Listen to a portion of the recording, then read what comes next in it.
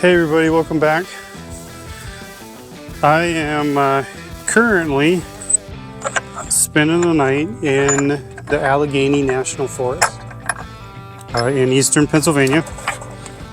And I've never been out here before, never been to Pennsylvania. And so far the forest has been gorgeous. So not only am I somewhere that I've never been, which is exciting, but I'm doing something that I've actually never done before. And I'm solo camping. And that sounds silly, I'm sure, to some of you who maybe do a lot of solo camping, but I don't. Not because I've ever not wanted to, but I guess honestly because every time I end up going out, I've got people that want to go with me, which is great because I like going with other people. But today's kind of different. Tonight's kind of different. My daughter is at a camp in the Adirondacks in New York, and she's been there all week. And although she had a ride home, I thought it would be cool to head out, pick her up, spend a night in this area that I've never been in. So it's kind of a unique situation because I'm picking her up from a camp. I didn't want to have a bunch of other people with me. Because of that, I'm all by myself tonight.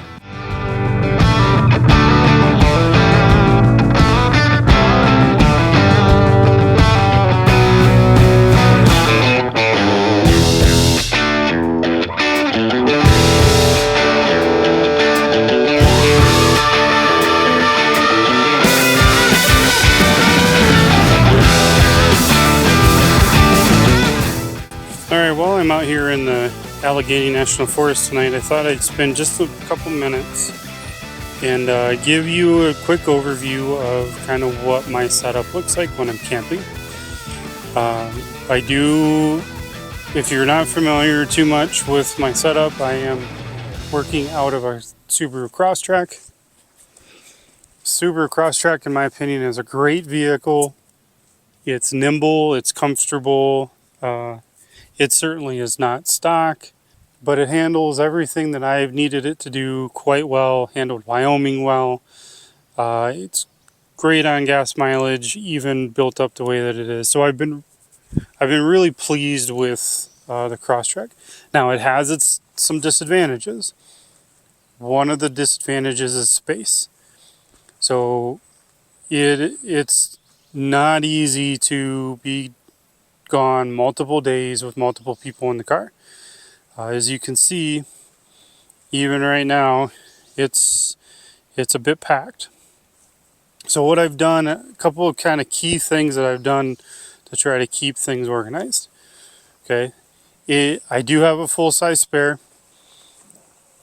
I am carrying that on a swing out. This is a custom-built swing out that I had fabricated. Max Tracks and my full-size spare, as well as the front runner table, and I'm making my water for my dinner here tonight.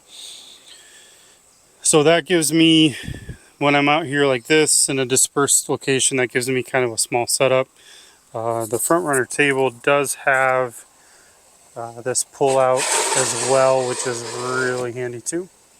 So I got plenty of room there. And in the back of the car, and this is kind of a compromise, but I've really kind of grown to like the setup. So I am using the Milwaukee pack out. This is the double drawer, and you can see it locks, so I haven't had any trouble with it going down the road. My bottom drawer holds a lot of my cooking, essentially. And then the top drawer has a lot of odds and ends, bug spray, rope that I always carry, multi-tool, gotta have koozies, bug spray, fire starting stuff. I always have some batteries for things, so all that kind of stuff is in there. Then above it, also in my Milwaukee's, I've got my impact that I carry, as well as my Sawzall, a couple batteries. And then on top of that, my ratchet kit. So some basic tools that are always in the car when it's rigged up. So I built this slide out for my fridge. I'd like to redo it, but I haven't taken the time yet. It's completely functional. The fridge slides out real nice, so I can open it up. I can get to whatever I have in it, which is mostly just drinks because I knew I was doing peak meals for this overnight. So that then has some storage underneath it where I keep a chair, ratchets, that kind of stuff. There's an emergency blanket and some other things underneath it as well. So that's pretty much the rear end setup. I do use a gazelle tent. I don't use a rooftop tent. I don't like the center of gravity being pulled up. The gazelle is quick to set up, and I just think it's a great solution. It is lighter weight, but fast to set up. It has handled weather that I've been in so far really well. A couple thunderstorms in Wyoming that were a little dicey, even hail, but the gazelle held up, cut me dry. It does, like any ground tent, the problem that it does have is you got to find a level spot, and there was a couple spots in Wyoming where that was a bit of a challenge. Here tonight in the Allegheny National Forest, not a problem. I've got a nice grassy spot, and the ground tent will be perfect. Coming back to the storage situation here, I've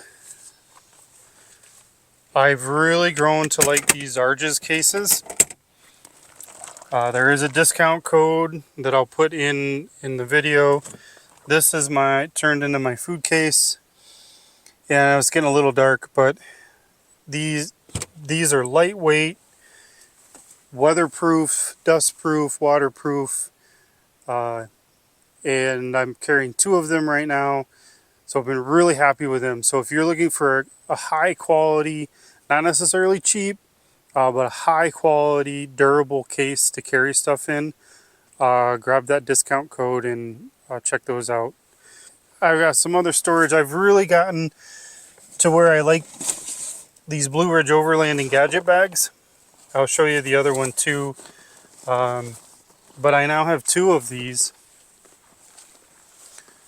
and I just like them because they're so simple and hold a lot of stuff. If I can do this with one hand here to show you. So this one carries my Antigravity Micro Start, which is my air compressor, and my jump, and the rest of the air tools for it. The jump tool, or the jump attachments, my air down kit, and this is the air chuck for the for airing up. Now today, because I was just on gravel road, I didn't air down at all, but that always stays in my car, whether I'm rigged up for camping or just driving around town. Okay, so back to that space challenge. On my front runner Slim Sport, I'm using the Rhino-Rack box, and I went with this one because of the size and the cost. Really, it's a cost-effective case of this size. Some of the other brands are significantly more expensive for really the same feature set. What I carry up here is essentially my sleeping setup, which I will show you. I do something kind of unique because of the shape of the Rhino box, but also the Gazelle tent. So when I pack up tomorrow, I'll get video of that as well laying in. But the Gazelle tent, because it's kind of long and slender. So this bag is what I keep all my sleeping stuff in. And I think I mentioned yesterday, the reason that I do that is because it fits up in the box real nice. So this has, actually right now it has 2 sleeping bags in it.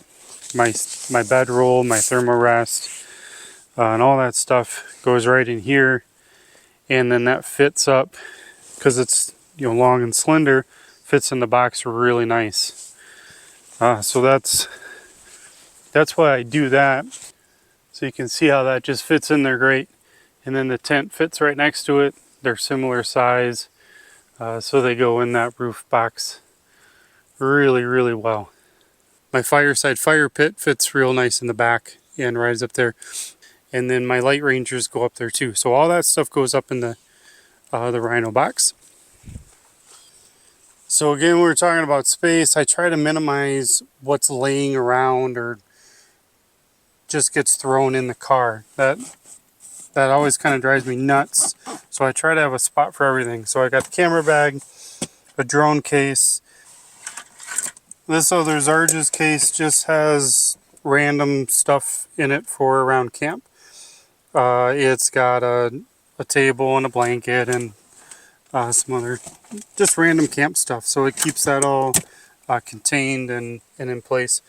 For battery power, I recently upgraded to the Delta Mini from EcoFlow. This battery gave me a lot more power than I used to carry, but a lot of the same functionality as my smaller Jackery, which is more capacity at a good price point. It's got the web interface and some of those fancy features that are kind of slick, and I've actually used off-grid. 4 USB ports across the front, AC and DC on the back. Running my fridge, it goes for a long time.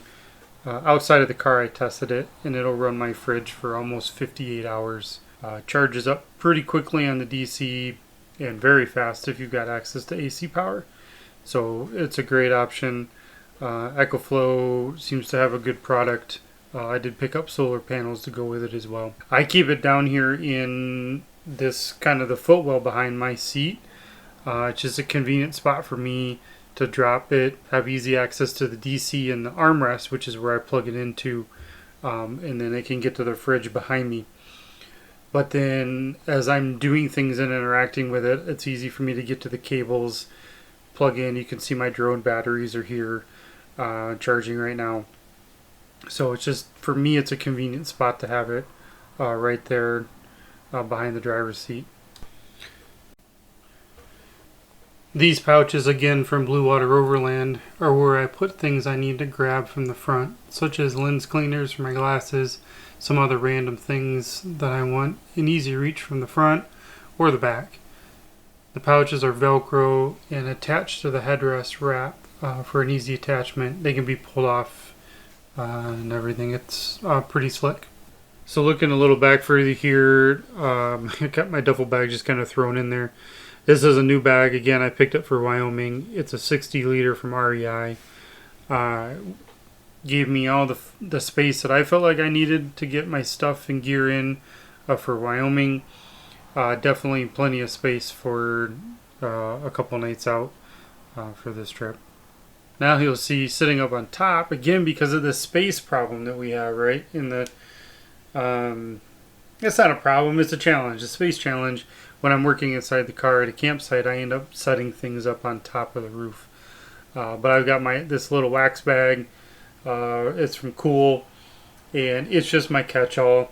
And then the hard case I have for my drone, and then another gadget bag there. That gadget bag from Blue Ridge Overlanding Gear is holding all my USB ports, charger for my laptop, just all that kind of electronic stuff.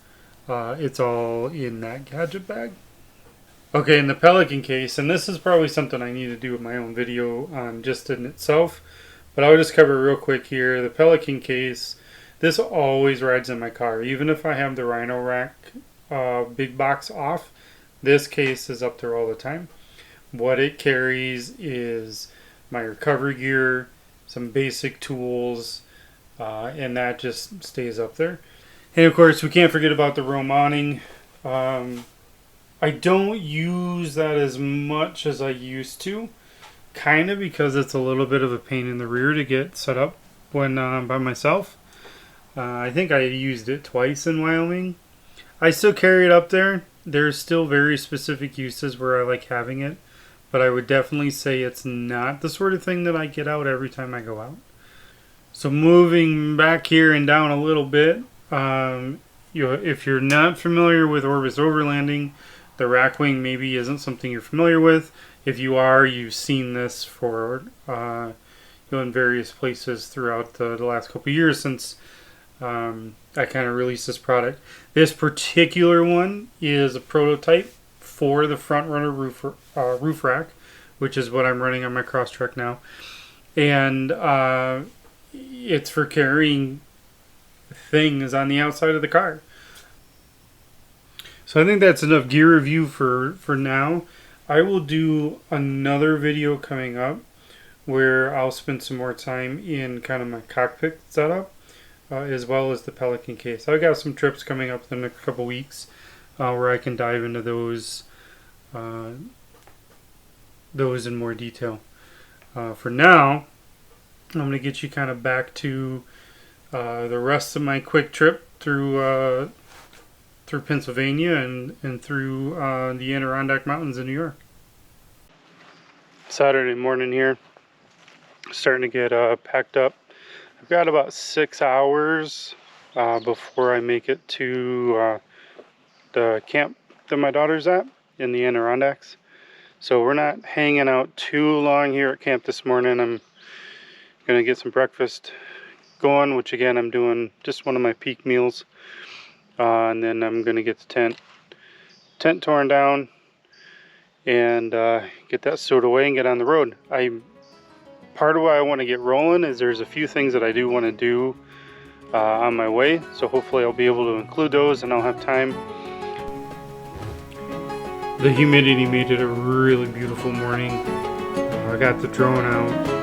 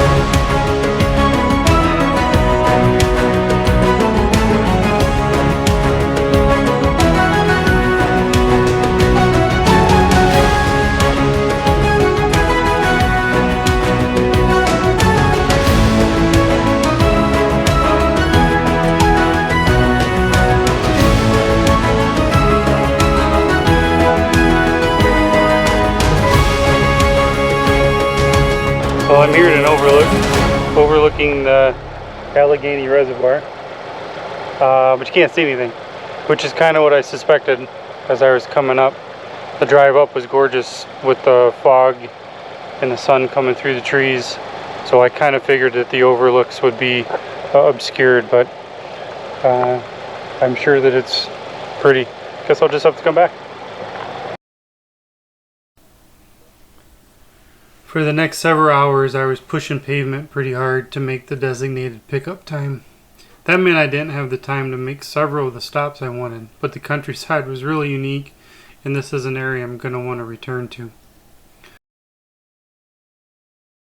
Among these highlights, like these falls, right in the middle of the community of Montour Falls, and a bunch of neat, quaint communities made it a great afternoon drive.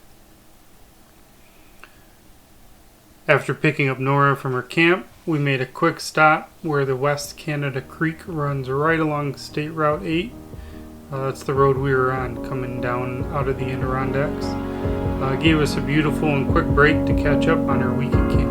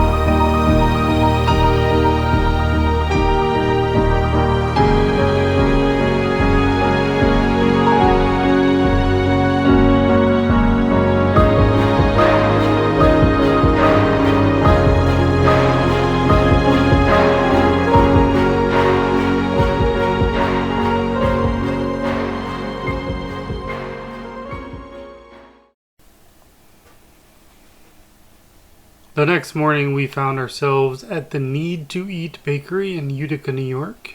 And if you make your way to Utica, you should plan to stop for breakfast.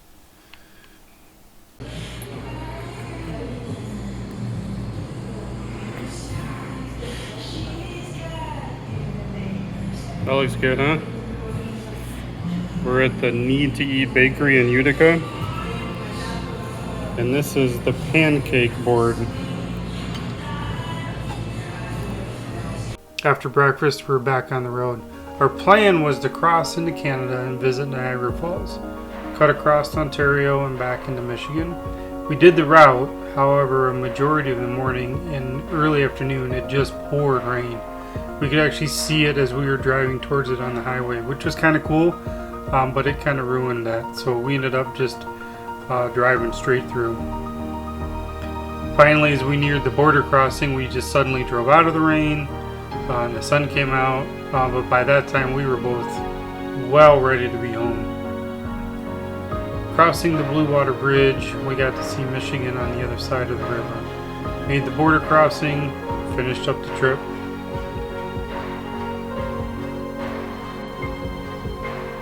As always, thanks for watching. Hope to see you again on another episode.